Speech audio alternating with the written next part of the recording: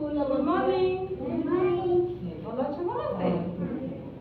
ଆଜି ଆମେ ଭଲ ଖାଦ୍ୟ କୋଉଟା ଖରାପ ଖାଦ୍ୟ କୋଉଟା ଆମେ ସେ ବିଷୟରେ ଜାଣିବା ହେଲା। ଭଲ ଖାଦ୍ୟ ଆଉ ଖରାପ ଖାଦ୍ୟ ବିଷୟରେ ଜାଣିବା। କୋଉଟା ଦେହ ପାଇଁ ଭଲ କୋଉଟା ଖରାପ ହେଲା।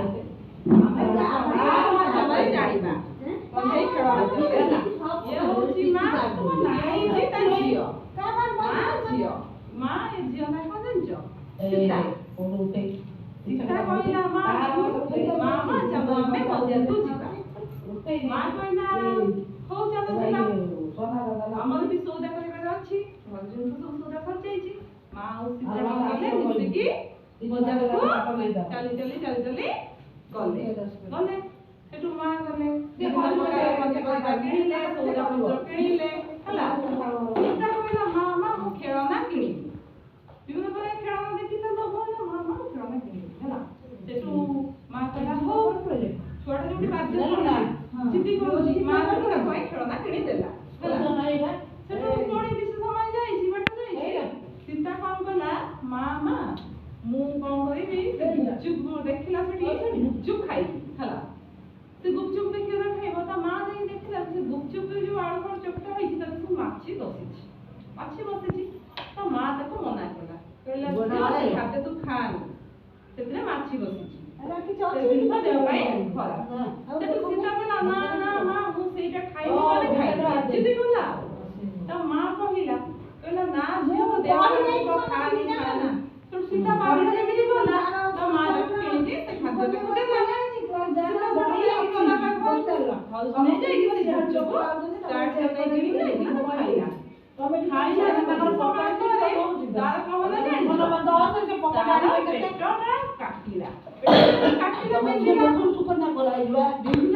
ବାନ୍ତି ହେଲା ପତଳା ଝାଡା ହେଲା।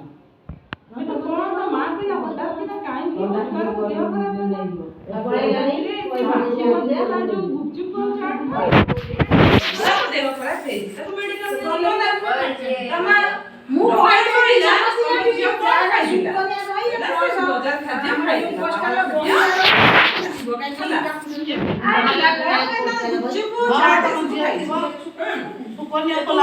ଡକ୍ଟର କହିଲେ ସେଇ ସବୁ ବାହାର ଜିନିଷ ଖାଇବା ଦ୍ୱାରା ତମ ଝିଅର ପେଟ ଖରାପ ହେଇଛି ବାନ୍ତି ହଉଛି।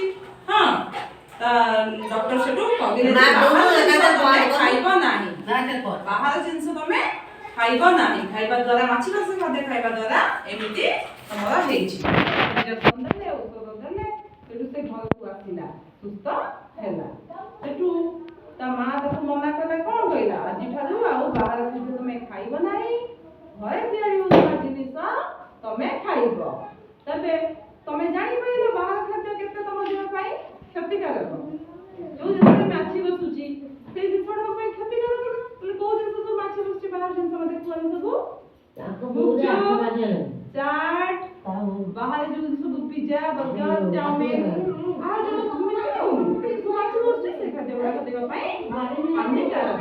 ତାହେଲେ ତମେ କୋଉ ଜିନିଷ ଖାଇବ କୋଉ ଜିନିଷ ଖାଇବ ଘରେ ତିଆରି କରୁଥିବା ମା ଯୋଉ ଖାଦ୍ୟ ତିଆରି କରୁଛନ୍ତି ପିଠା ଭଜା ତରକାରୀ ଡାଲି ଖାଦ୍ୟ ଆମେ ଖାଇବ।